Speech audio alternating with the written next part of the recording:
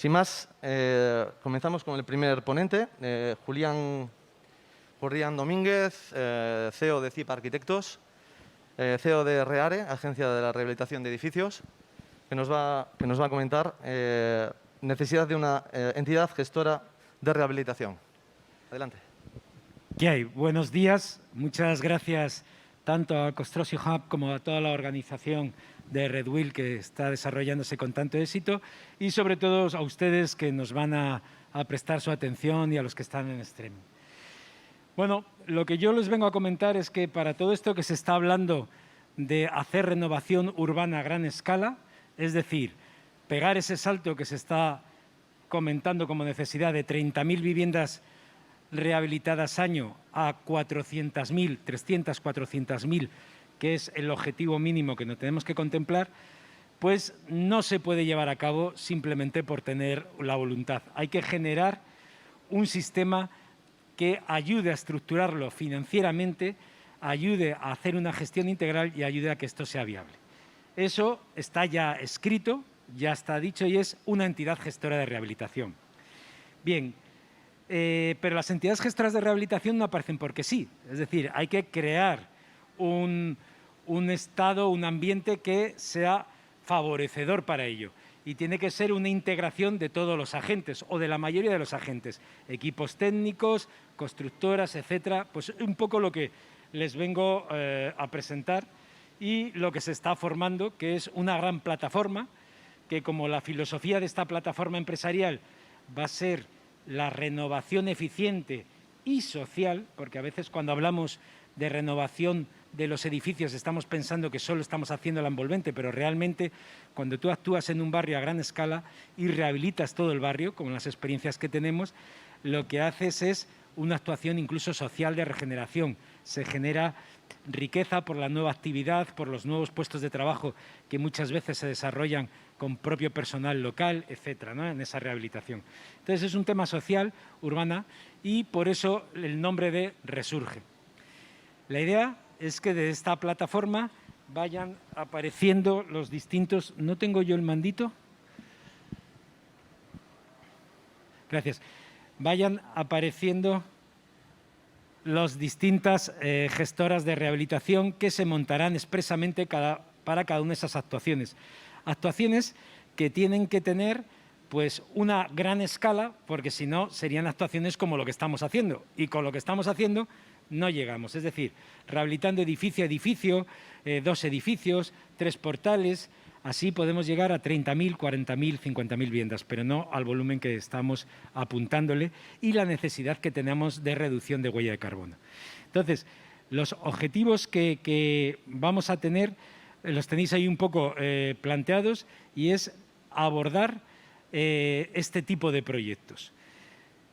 No solo de barrios, sino también de barrios residenciales, sino también de lo que serían patrimonialistas. Es decir, en España, aunque parezca que no tenemos casi patrimonio en manos de patrimonialistas que se dedican a lo que ahora llamamos build to rent, pero que siempre han sido alquiler de viviendas, pues hay grandes poseedores que algunos de ellos tienen 20.000 viviendas, otros a través de varias entidades llegan hasta casi 40.000 y entre 1.000 y 10.000 viviendas hay bastantes players que llamaríamos también ahora.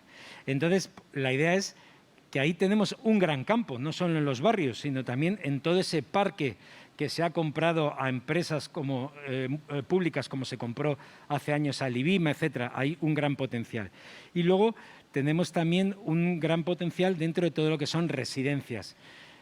Hay mucho patrimonio, residencias de estudiantes, de residencias de mayores, que necesitan una rehabilitación energética.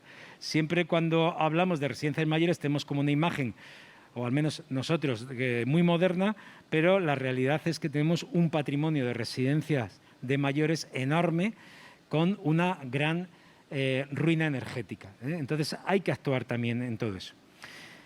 ¿Qué necesita una plataforma? ¿Quiénes son los constituyentes de una plataforma como esta para hacer esa gestión integral?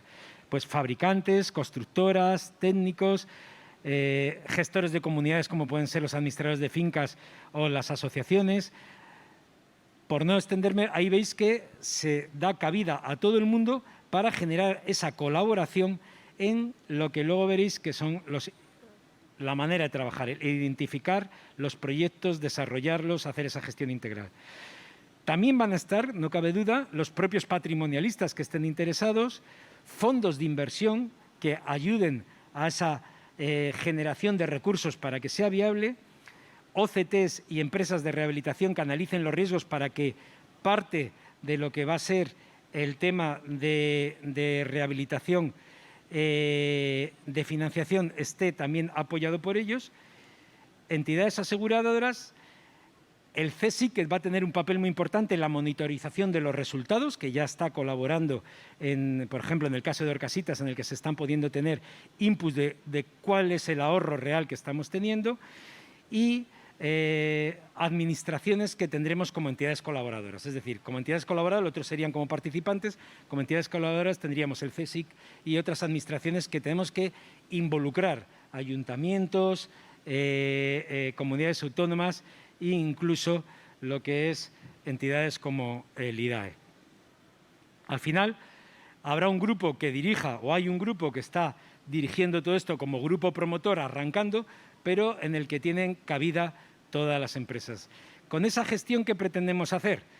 Pues pretendemos que se pueda llevar a cabo en plazos cortos y rápidos a través de una sistematización, tanto desde el origen de lo que va a ser el libro blanco, en el que a una vivienda se le dice cuáles son las posibilidades que puede tener para mejorar su eficiencia energética y para animarlo, pasando por el proyecto, la obra, la financiación, la tramitación de licencia, la tramitación de subvenciones, la tramitación del crédito, la financiación complementaria, etcétera.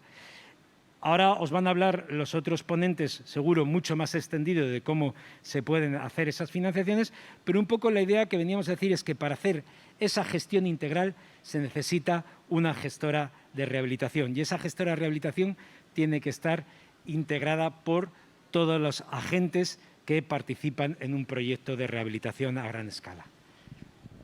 Muy bien, Julián, muchas gracias. Nuevos escenarios, nuevos agentes.